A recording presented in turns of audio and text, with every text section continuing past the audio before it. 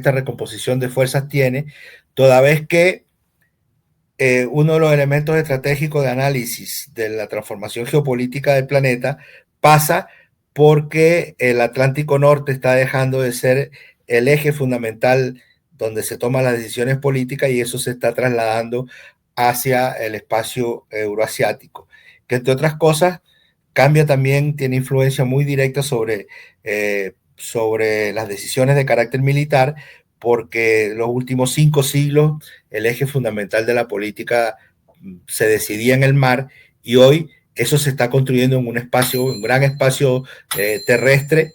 que es el espacio euroasiático, que es una primera característica importante. Y la otra característica importante es que al ser un espacio terrestre, desde el punto de vista de la doctrina militar, tiene que ser reformada porque la doctrina militar de las potencias se basaban básicamente en el potencial naval, era desde el mar donde se garantizaba el dominio mundial y hoy y el arma fundamental eran los portaaviones, o sea, se gestaba el análisis estructural de la guerra, de la guerra del futuro, de las guerras en general, a partir del poder naval. Y eso está cambiando hoy, como dijo un analista brasileño, los portaaviones no son más que cascarones flotantes que no tienen mucha relevancia, sobre todo si digamos, el elemento fundamental de la construcción del nuevo mundo se da en el espacio euroasiático. Y el segundo elemento muy importante en relación a esto es que hay una característica, que en el espacio euroasiático no está Estados Unidos ni está Europa. Este es un espacio que se está construyendo a partir de una gran red de organizaciones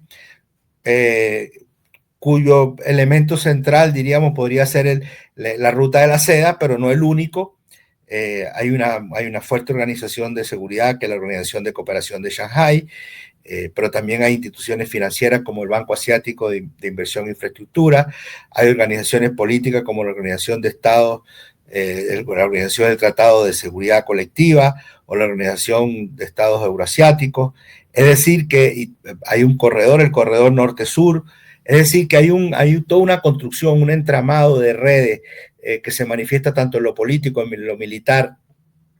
perdón, en lo de seguridad, como en lo económico y lo comercial, donde Estados Unidos y Europa no están. Entonces, esto es la expresión, diría yo, más clara de la transformación del sistema internacional, cómo va dando paso a un sistema internacional distinto. Y, bueno, el sentido de los artículos, de estos dos artículos y básicamente de este que estamos comentando, tiene que ver con la explicación de esto, con mucho más detalle que lo que lo estoy diciendo ahora, y lo que está haciendo Estados Unidos por retrotraer la historia, por evitar que esto pueda concretarse. Y bueno, yo finalizo el artículo con una frase atribuida a Miguel de Cervantes, que dice que las brujas no existen, pero de que vuelan, vuelan. Es decir, hay muchas personas que podrán decir que todos estos eventos que han ocurrido, básicamente, bueno, en general en los últimos años, prácticamente desde el año 2020, cuando se intentaron 2 golpes de Estado, uno en Kazajistán, otro en Kirguistán, otro golpe de Estado en Kazajistán en el año 2021, los golpes de Estado y la destitución del primer ministro de Pakistán, de la primera ministra de Bangladesh,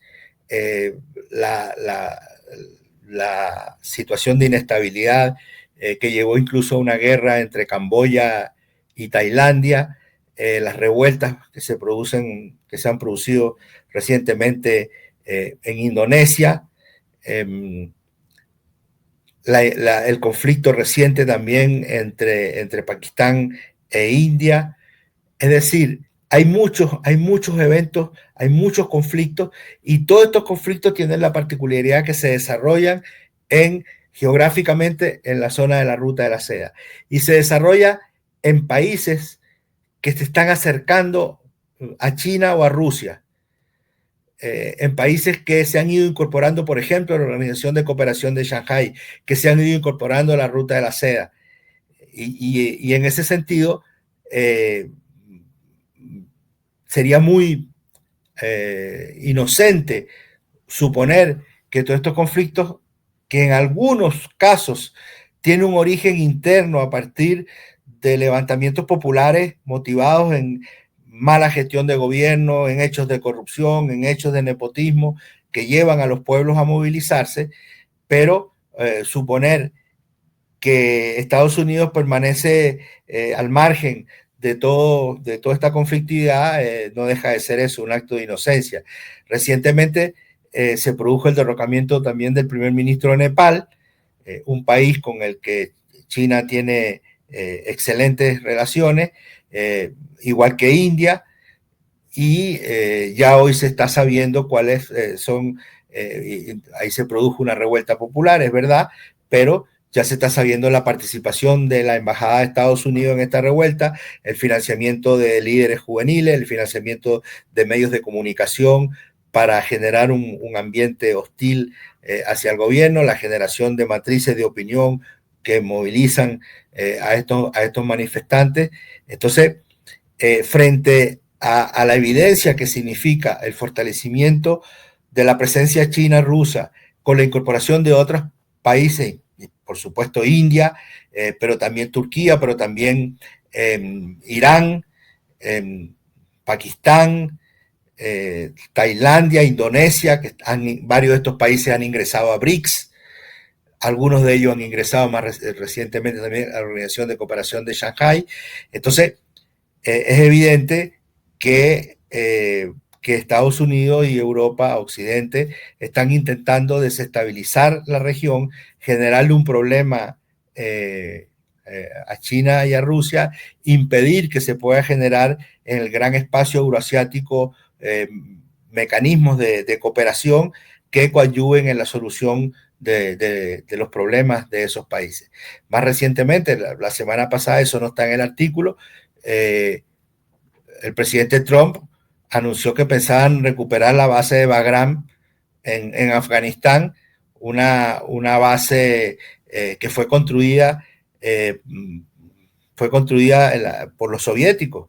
en la época de su presencia en Afganistán y después fue recuperada, digamos, transformada por parte de Estados Unidos durante los 20 años de ocupación que tuvo en Afganistán y que se transformó en la principal base militar de Estados Unidos para ocupar Afganistán. Y el presidente Trump dice es nuestra porque nosotros la construimos. Y bueno, ha habido una respuesta muy dura, muy fuerte, muy firme de las autoridades afganas en el sentido de que no van a permitir la presencia militar de Estados Unidos en el país, lo cual genera una nueva tensión en la región. Hay que recordar que Afganistán, aunque tiene una muy pequeña frontera, finalmente es una frontera con China, que limita además con la convulsionada o crítica provincia de Xinjiang, donde habitan los uigures, musulmanes que habitan tanto del lado pakistaní de la frontera como también del lado chino de la frontera. Es un pueblo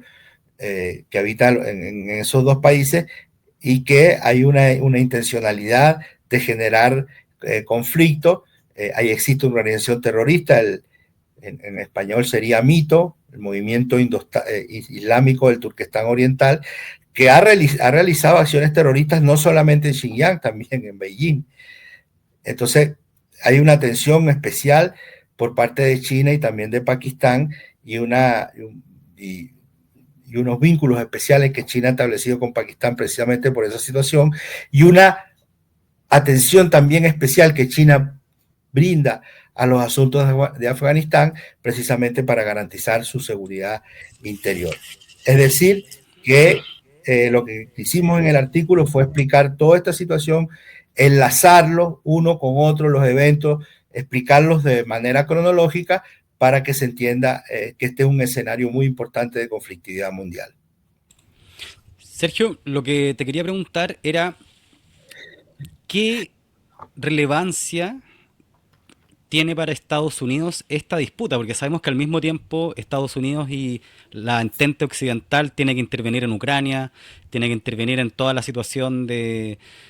que está relacionada con Palestina digamos Israel, digamos, y todo el problema de lo que llaman Oriente Medio. Están ahora con amenazas en Venezuela. ¿Qué relevancia tiene en el diseño geopolítico de Estados Unidos esta área del mundo y qué capacidad real tienen de intervenir? Bueno, yo diría que lo más importante es que este es el entorno inmediato de China y de Rusia. Eh, Toda potencia mundial necesita tener su entorno tranquilo. Es lo que le permite desarrollar sus propios problemas, sus propios programas de desarrollo económico interno. En la medida que haya tensión en sus fronteras, eh, eso se dificulta y además hay que dedicarle mayores cantidades de recursos a la defensa. Entonces, todo este entramado de redes que te decía, esta red tan grande de organizaciones que se está generando en el espacio euroasiático en el que Estados Unidos no tiene presencia, le dificulta su hegemonía, mantener su hegemonía en esta región, que es un espacio gigantesco, un espacio terrestre gigantesco que va desde el Pacífico, en Vladivostok, en el extremo oriente ruso, hasta Lisboa, hasta Portugal, en el Océano Atlántico. Entonces, es un espacio muy, muy grande donde habita, en ese espacio habita la mayor parte de la población del planeta, donde hay gigantescos recursos económicos y energéticos y minerales. Y entonces, en la medida que sea China la que participa directamente a través de la Ruta de la Seda en el desarrollo eh, de proyectos de infraestructura, de proyectos de desarrollo, de incorporación de sectores marginados y aislados a través de la historia que comienzan a tener mecanismos de desarrollo económico en el cual no participa Estados Unidos, efectivamente le genera un problema geopolítico